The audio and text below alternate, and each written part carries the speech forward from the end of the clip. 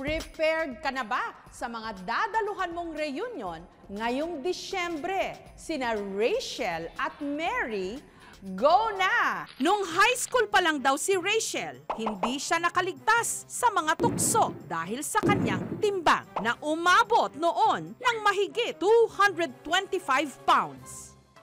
Sa araw na ito, napaaga ang Christmas reunion ng kanyang batch. Ang tampulan noon ng tukso dahil sa kanyang timbang sa kanilang muling pagkikita-kitang magkakaklase. Si Rachel may malaking pasabog.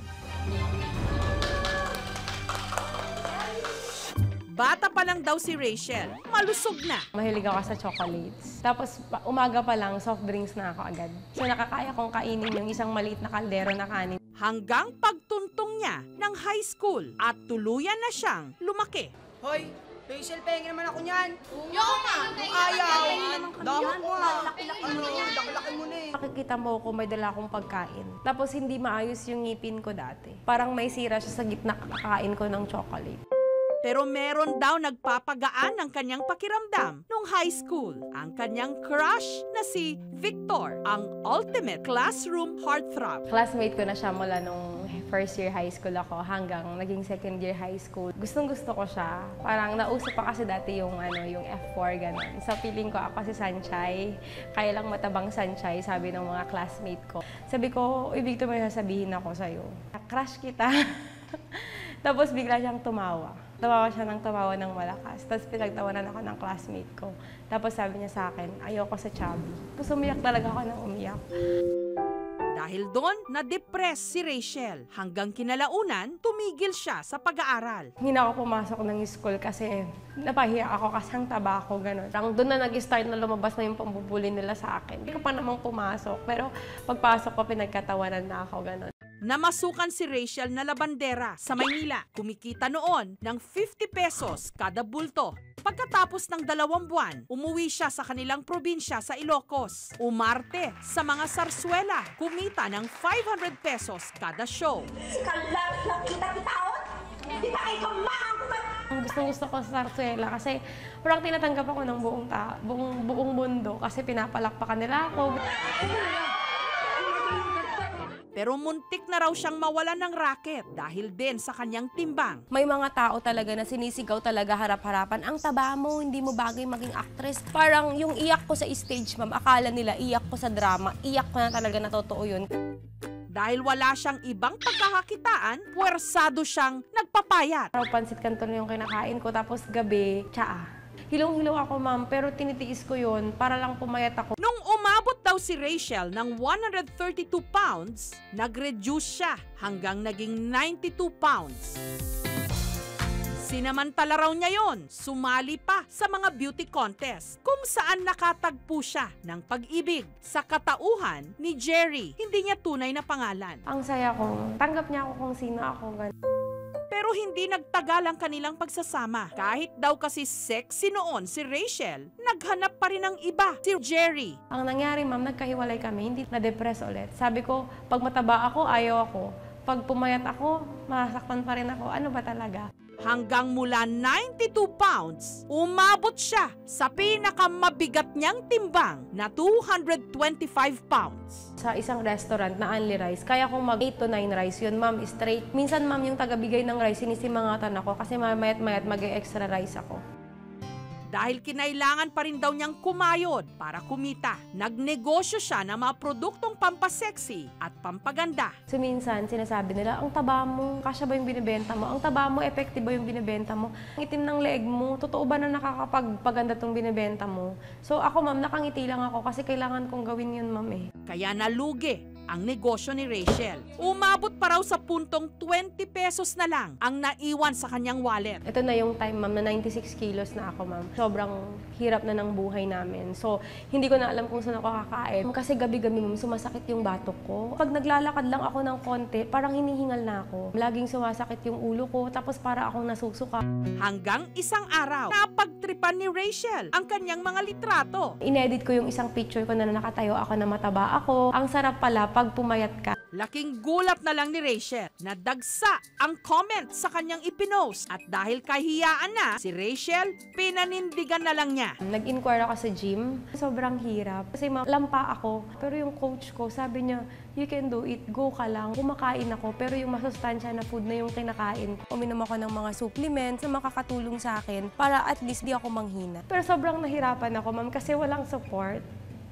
Hindi alam nung mga kamag-anak ko na nagpapapayat ako. Hindi nila alam na ang hirap-hirap magpapayat, ma'am. Yung gusto kong patunayan na na hindi edited yung picture ko, na totoo talaga ako yun. Papatunayan ko na kahit inedit ko yun, magiging totoo yun balang araw. Lipat muna tayo sa kwento ni Mary, na katulad ni Rachel, na problema rin sa kanyang timbang. Si Mary kasi tumaba matapos magkaanak. Dagdag stress pa ang kanyang pagiging single mom. Pero si Mary, kinalaunan, natagpuan din ang kanyang true love. Talagang crush na crush ko na siya. Tapos yun, no, naghiwalay kami ng school, so hindi na rin kami nagkita. Hindi namin alam nung nagkita kami na nandun pa rin pala yung spark. Tapos pinahalagahan ko yung pinagsamahan namin. Mas nangibabaw yun. Hindi naman tayo nagmamahal na gamit ang mata natin. Kumbaga, puso, pinapairalan.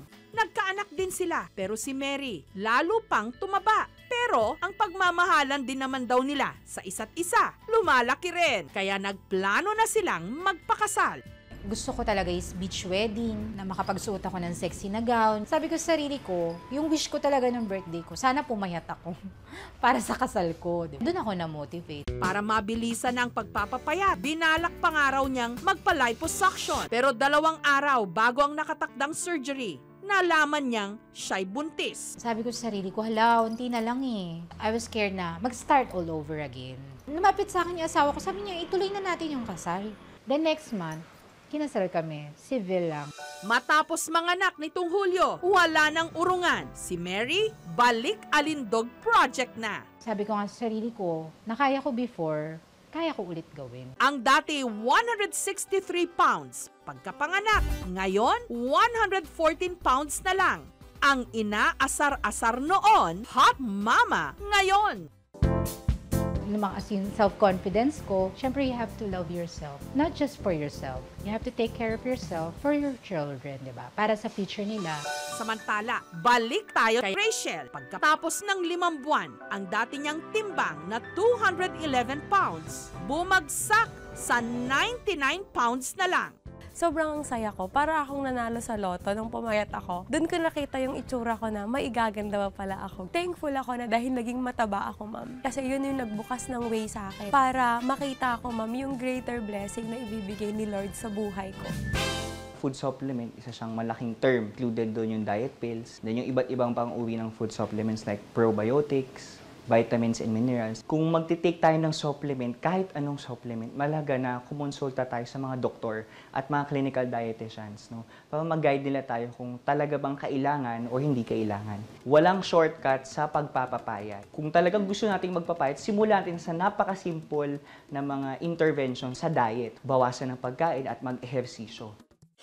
At ang dating 20 pesos na lang niyang pera, matapos malugi ang kanyang negosyo, kumikita na siya ngayon ng ₱1,000,000. Ang dati high school dropout, ngayon milyonarya. Ang dati nakikitira lang sa ibang mga bahay, may-ari na ng sarili niyang bahay at lupa. Ito lagi yung pinapangarap, drawing at sinusulat ko nung bata ako.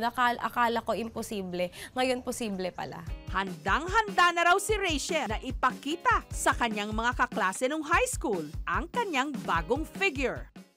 So let's please welcome Asian or Barbie version 2.0.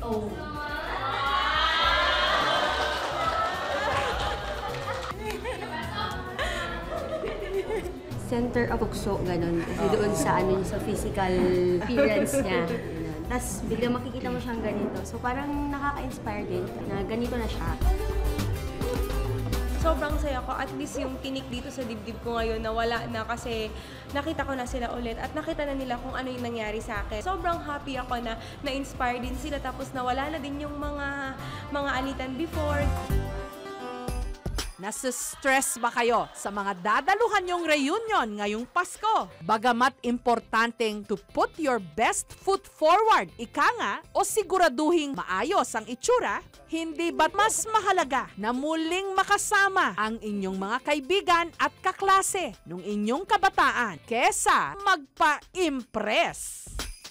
Mga kapuso, kung nagustuhan niyo po ang videong ito, subscribe na sa GMA Public Affairs YouTube channel and don't forget to hit the bell button for our latest updates.